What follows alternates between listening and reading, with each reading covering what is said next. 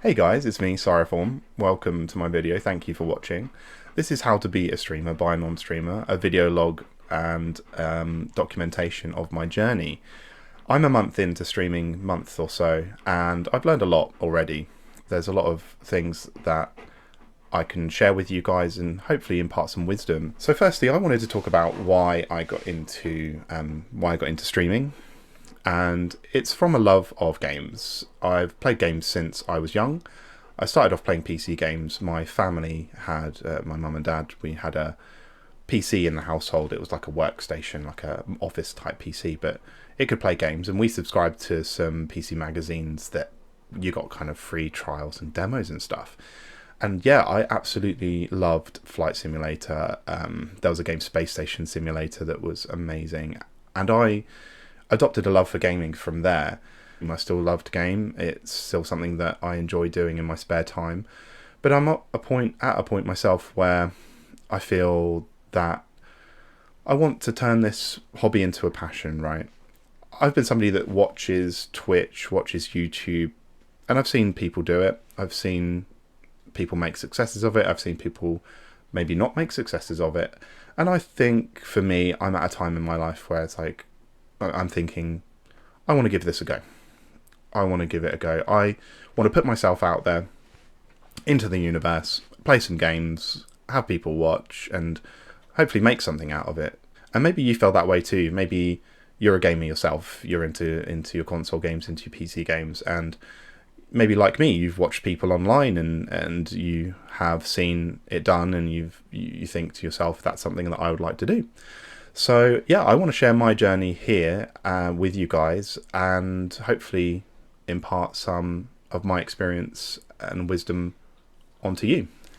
A big factor that I considered going into this was time. I work a full-time job. I have a family. I have commitments outside of obviously streaming, and it's something that you should factor in. You're going to probably put in quite a lot more time than you think you will. In fact, me just making this video has occupied the better part of my day off, and that's fine. I knew that going in, and I think you want to know that going into this, that if you're thinking about doing YouTube videos as well as Twitch or any other projects on the side that come from your streaming, unfortunately streaming is not just as easy as turning on your device of choice, playing a game and putting yourself out there. There's a lot more to it than that, as I've learned already, and you have to have a passion, not just for gaming, but for content editing, content creation, especially if you are going down the road of creating a YouTube channel. So it's something that I was aware of going in, and something that I wanted to do was do my Twitch streaming or do my streaming and put my videos out there into YouTube. So a game I wanted to play initially on my streaming was Elden Ring. Elden Ring's a game that's been out a while. It's a popular game. It has its own cult following, and it's a game that, because it's been out some time, I'd hoped that perhaps some of the bigger streamers that would play it on release have kind of come and gone and moved on to other things. So there's potential perhaps for viewership for streamers like me that are kind of coming in.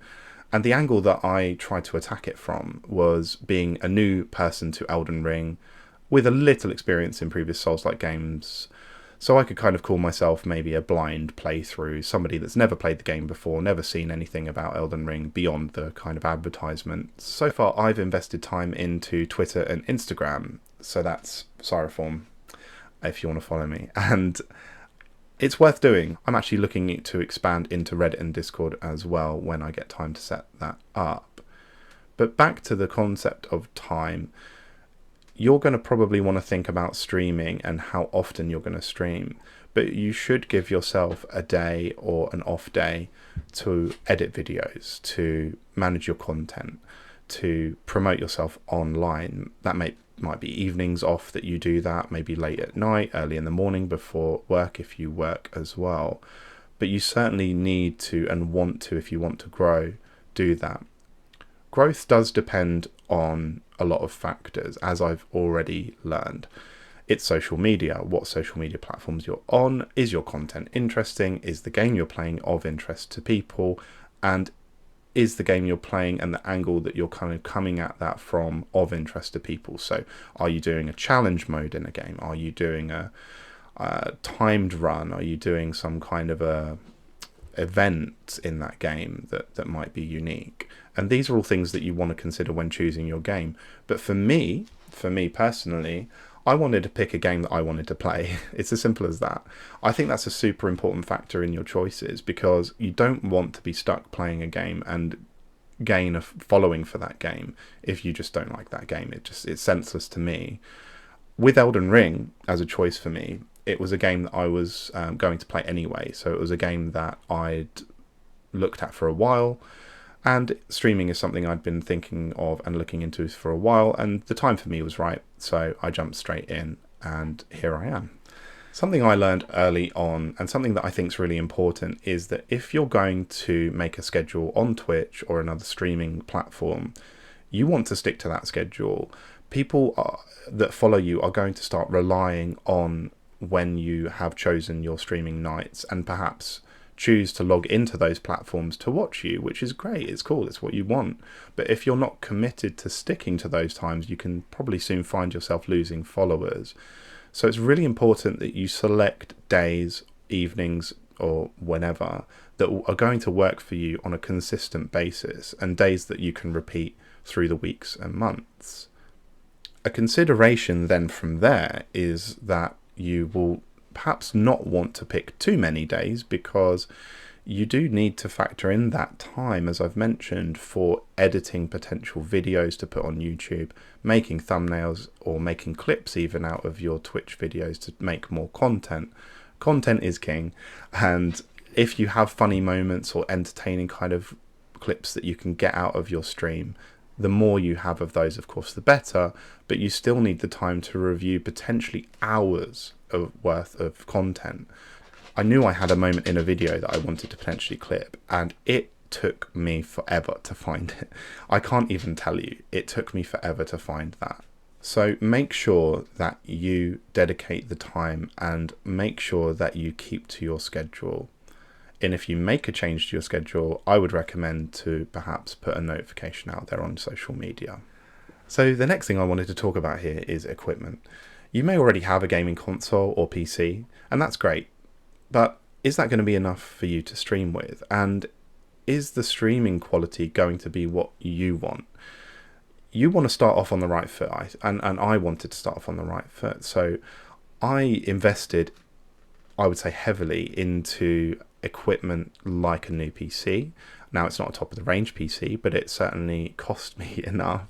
And I then put some money into getting a decent camera and a fairly decent microphone. This one here I've got off of Amazon, but it all adds up, and it's all cost. And are you going to be able to afford it? And it's cost that you're not probably going to see a return on for quite some time, if at all. That's the thing with this hobby. A lot of people do it. It's fun.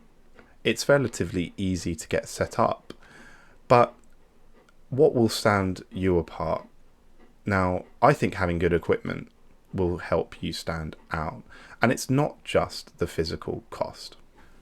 Another element that you would want to factor in is, what streaming software are you going to use? Are you going to stream direct to Twitch, or are you going to use a middleman type platform? And are you going to choose from a free platform, or are you going to pay for a subscribed service? The other factor then, if you're doing perhaps YouTube or other content like that, is thumbnails, or generally kind of putting your content out there in social media. And that's something you're probably going to want some kind of photo editing software for. Now, I chose Photoshop. I find that because I used that in my earlier career and university, I know the software, so I went with what I know, but it's a cost all the same. So you've got your equipment, you turn on, you're ready to go, you're playing your game. What next? What other factors should we perhaps consider in this journey? So something that I've been investing a little bit of my time into is thinking about my name, my branding. Are you going to use your name? Are you going to come up with a name? That's a really hard thing to do, and something I found quite difficult. With my name and the name I've chosen, Siroform, I was lucky enough to stumble across that, and it's also lucky that nobody else really uses it that I can see. And that's a key factor, is the name going to catch? Now, I don't know if this name's going to catch. I don't have a perception externally to myself. Hopefully it's a cool name. I like it, so I stuck with it, and I made this branding and put this all together. But you can pay for that service. You could pay someone to do this, but it's just more money. Now, if you are going to make it yourself, that's more time. And I made all of this kind of stuff ahead of time before I started streaming. One thing that I did as well that I wanted to do was get actually branding made and have that whilst I was streaming. So when I started my first couple of videos, it unfortunately wasn't quite ready. But in my later videos, my latest videos, it is. And I love just being able to stream and wear my own branding, because why would I wear someone else's, right? What you'll find as well when you stream is you'll be engaging with people in the chat, and the types of people that may join your chat are possibly going to be the types of people that are graphic designers and people that are looking to perhaps sell you their services. I did not expect going into this streaming game that there would be so many graphic designers. I am shocked. A lot of the people that will join you and chat to you and possibly follow you are graphic designers, and that's cool. It's all engagement for me. I don't mind, but they seem to follow a similar pattern, and it's quite interesting to sort of observe that from my perspective.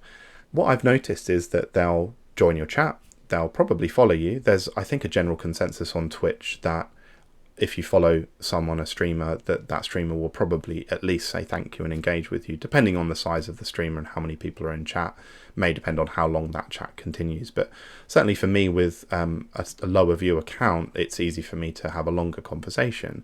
And I think that obviously works as an advantage to people that are looking to perhaps sell me their services. So just recently, actually, on a stream, I was engaging with what I assume to be a graphic designer who was making kind of conversation. They'll often come into your chat, follow you, and they'll say, hey, how are you, kind of where are you from, that sort of thing. And then they'll ask, do you have Twitter, Discord, etc.? Can I message you on there? And that's a common occurrence, and one I just didn't expect at all. I remember the first time it happened, we were having a conversation way before I realised that they were trying to put their services towards me and gain my interest into what they could offer. But you will not be short of graphic designers, I can promise you. So if you are wanting a logo, do look around. When I've looked into the graphic designer's work, I have noticed that the logos are quite similar, and that's no offence. I completely understand, with having been in design, that things tend to kind of go down a certain road with design, that things follow patterns and designers follow what's popular. But when I was thinking about my logo and my branding, I just didn't want something that was going to be like everyone else's. And I figured if I design it myself, okay, it might be a bit amateur or basic, but it's mine, it's I've designed it, I've created it, it's my choice, and it's my fault if it's not that great. And I didn't pay for it. That's the main thing. I'm on a budget, like you guys probably are, and you can't really always afford 100 of local currency to put towards a logo. A logo can make a difference, and your branding can make a difference. So I'd recommend thinking about your branding. So I've talked a bit already about dedicating time, about the startup cost, and some of my personal experiences with all of those aspects. And something which I've heard other streamers talk about and say is you just have to have a level of dedication to this craft. And it is a craft. And it's a craft that I'm just really finding my feet in. Luckily, the tools that you can acquire do make it easy for someone to pick up. With my personal experience, I've really enjoyed streaming. I've enjoyed playing Elden Ring. I've enjoyed chatting to the people that have regularly returned. And if you're watching this, thank you. I love being able to interact with people whilst I'm playing the game. I think it makes a game more enjoyable, actually. And I think that's a key thing that I want to take forward, is making sure to keep it fun, keep it light, don't get too serious, don't be too over exaggerated in a character. Sure, there are characters out there on streaming platforms that make a success of being sort of a unique individual. I don't know that that's me. Maybe that's you. That's cool. I want to be genuine. I just want to be me. I don't want to put on a false sort of facade to this. I just want to play games with people that enjoy watching the games and hopefully make some entertaining content out of it. So one thing I wanted to mention, and something that I've tried to keep in my mind, is to not lose heart if you perhaps aren't getting the followers in the quantity or the views in the quantity that you would like to see. I think these things take time.